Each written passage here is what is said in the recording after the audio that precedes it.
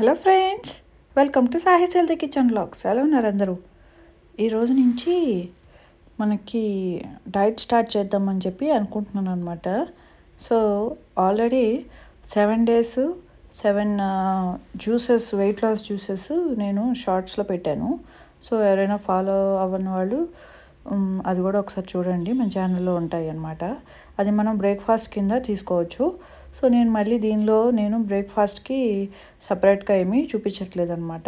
Only lunch and dinner ఎలా plan చేసుకుంటే మనకి హెల్తీగా వెయిట్ లాస్ అవ్వచ్చు.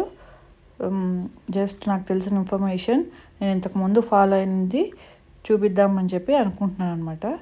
సో చూసేయండి. దానికి ముందుగా నేను ఈరోజు ఫస్ట్ డే 1 నేను కొర్రలు, ఫాక్స్టైల్ మిల్లెట్ అంటారు కదా, దాన్ని నేను రైస్ లాగా తీసుకుంటున్నాను అనమాట. మనం రెగ్యులర్గా వైట్ రైస్ తీసుకుంటే వెయిట్ లాస్కి అది అంతగా మనకి హెల్ప్ చేయదు. అయితే బ్రౌన్ రైస్ కానీ, మిల్లెట్స్ కానీ, లేదంటే బ్లాక్ రైస్, రెడ్ రైస్, ఇలా ఏదైనా హోల్ గ్రెయిన్స్ తీసుకుంటే మనకి తొందరగా బరువు తగ్గడానికి హెల్ప్ చేస్తుంది. అలాగే ఆకలిని హోల్డ్ చేయడానికి కూడా హోల్ గ్రెయిన్స్ హెల్ప్ చేస్తాయి అన్నమాట. వైట్ రైస్ కొద్దిగా తింటే మనకి సరిపోదు. అలాగే అది మనకి ఇమీడియట్గా బ్లడ్లో ఇన్సులిన్ లెవెల్స్ని పెంచడానికి కూడా ఎక్కువ ఛాన్సెస్ ఉంటాయన్నమాట. సో అందుకని మనం మిల్లెట్స్ కానీ, బ్రౌన్ రైస్ కానీ, రెడ్ రైస్ కానీ, బ్లాక్ రైస్ కానీ, ఇట్లా డిఫరెంట్గా తీసుకుంటూ ఉంటే మన బాడీకి కన్ఫ్యూజ్ అయ్యి అది ఒక రకంగా ఏమవుతుందంటే మనకి ఫ్యాట్ లాస్ కానీ, బాడీలో ఎక్సెస్గా స్టోర్ అయిన వాటర్ కానీ అవన్నీ మనకి తొందరగా తగ్గే ఛాన్సెస్ ఉన్నాయన్నమాట. అట్ ద సేమ్ టైం మనం టైంకి తినటం కూడా చాలా ఇంపార్టెంట్. ఒక రకంగా చెప్పాలంటే ఇంటర్మీడియట్ ఫాస్టింగ్ అనేది వెయిట్ లాస్కి చాలా బాగా హెల్ప్ చేస్తుంది. కంపేర్ టు అదర్ డైట్స్ కన్నా కూడా చాలా అది ఎక్కువ బెనిఫిట్స్ వస్తున్నాయని చెప్పి ఇప్పుడు అందరూ చెప్తున్నారు కదా. అది నాకు కూడా బాగా బెనిఫిట్ వచ్చిందనే చెప్పచ్చు. సో దాన్ని ఎలా ప్లాన్ చేసుకోవాలనేది చాలామందికి తెలియదు కదా. అంతసేపు ఆకలిగా ఉండాలని చెప్పి చాలామంది ట్రై చేయరు. కానీ 9, 11, 6 అనేది చాలా బెటర్ టైమింగ్స్. ఆ టైమింగ్స్ అయితే మనకి ఎవరైనా ఈజీగా చేయగలుగుతారనమాట. ఆ టైం లోపల మనం హెల్తీగా మంచి ఫుడ్ తీసుకుని ఆ స్లాట్ తర్వాత మనం 6 తర్వాత మళ్ళీ ఫుడ్ ఆపేస్తే కనుక మనకి వెయిట్ లాస్ బాగా అవుతుంది.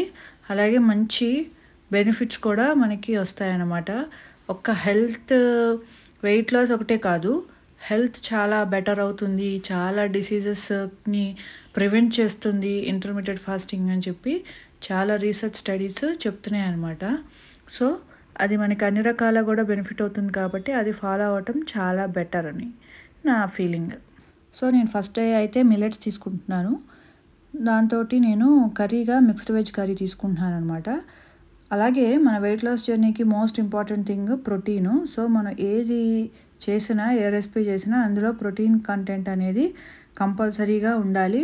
అది ఎక్కువ ఉండాలన్నమాట. మనం ఎంత వెయిట్ ఉంటామో అన్ని గ్రామ్స్ ఆఫ్ ప్రోటీన్ మనం కంపల్సరీగా బాడీకి తీసుకోవాలి. అప్పుడే మనకు అది హెల్త్ వైజ్గా యూజ్ అవుతుంది. అలాగే వెయిట్ లాస్కి కూడా అది చాలా ఇంపార్టెంట్ అనమాట. కార్బోహైడ్రేట్స్ ఎంత తక్కువ తీసుకుంటే అంత మంచిది. నేను ఇప్పుడు మిక్స్డ్ వెజ్ కర్రీ చేస్తున్నాను. అందులోకి నేను సపరేట్గా మళ్ళీ వేరే రెసిపీ చేయకుండా చెనాని నేను ముందే ఎక్కువ కంటెంట్ చెనా ఉడకబెట్టేసుకున్నాను అనమాట. ఒకేసారి నైట్ అంతా సోక్ చేసేసి వాటర్ తీసేసి మనం ఫ్రిడ్జ్లో స్టోర్ చేసుకుంటే ఇలాంటి కర్రీస్ చేసుకోవడానికి వెయిట్ లాస్ జర్నీకి మనం అలా ముందుగా ప్రిపేర్ చేసుకున్నవి చాలా బాగా హెల్ప్ చేస్తాయి అన్నమాట. నేను ఇక్కడ క్యారెట్, బీన్స్, అలాగే చెనా, గోబీ ఇవన్నీ వేసేసి మిక్స్డ్ వెజ్ కర్రీ చేసుకున్నాను. టేస్ట్గా కూడా ఉంటుంది, అలాగే మనకి సింపుల్గా అయిపోతుంది. ఎక్కువ రెసిపీస్ చేసుకుని టైం లేని వాళ్ళు, ఆఫీసెస్కి వెళ్ళే వాళ్ళకైతే కూడా చాలా బెనిఫిట్ ఉంటుంది అన్నమాట. ఇందులోకి మనం రోస్టెడ్ సీడ్స్ పౌడర్ కానీ, అలాగే సిసమే సీడ్స్ పౌడర్ కానీ, అలాంటి హెల్దీ పౌడర్స్ని ఇందులోకి మనం యాడ్ చేసుకుంటూ ఉంటే అది మనకి న్యూట్రియం డెఫిషియన్సీ రాకుండా, అలాగే అన్ని రకాల హెల్త్ కూడా చాలా బెటర్ అవుతుంది అనమాట ఇలాంటి రెసిపీస్ చేసుకోవడం వల్ల. సో అలాగే టేస్ట్ కూడా చాలా బాగుంటుంది. నేనైతే ఇక్కడ సెసమే సీడ్స్ పౌడర్ నేను ఆల్రెడీ ముందే చేసి పెట్టుకున్నాను. అలాగే మిక్స్డ్ సీడ్స్ పౌడర్ కూడా నా దగ్గర ముందే రెడీగా ఉందన్నమాట. నేను అంతకుముందు ఇట్లా కాకరకాయలో స్టఫ్ చేయడానికి కోసం అని చెప్పి మిక్స్డ్ సీడ్స్ పౌడర్ చేసి పెట్టుకున్నాను. సో నేను అది 1 or 2 స్పూన్స్, అలాగే 1 or 2 స్పూన్స్ నువ్వుల పొడి వేసుకున్నామంటే టేస్ట్ బాగుంటుంది. అలాగే మంచి కాల్షియం, ప్రోటీన్, విటమిన్స్ అనేవి మనకి ఆ పౌడర్స్ రూపంలో కూడా అందుతాయి అన్నమాట. ఇలాంటి మిక్స్డ్ వెజ్ రెసిపీస్ అయితే ఒక్కటి చేసుకున్నా కూడా సరిపోతుంది. లేదు మీరు రొటీన్గా పప్పు, కూర, పచ్చడి ఇలా తినే వాళ్ళైతే కనుక అలాగే చేసుకోండి. కాకపోతే ఆయిల్ కంటెంట్ తగ్గించండి, కార్బోహైడ్రేట్ కంటెంట్ తగ్గించండి. సో ఇప్పుడు ఎంత క్వాంటిటీ తినాలి అనేది కూడా చూద్దాం. ఒక ప్లేట్లో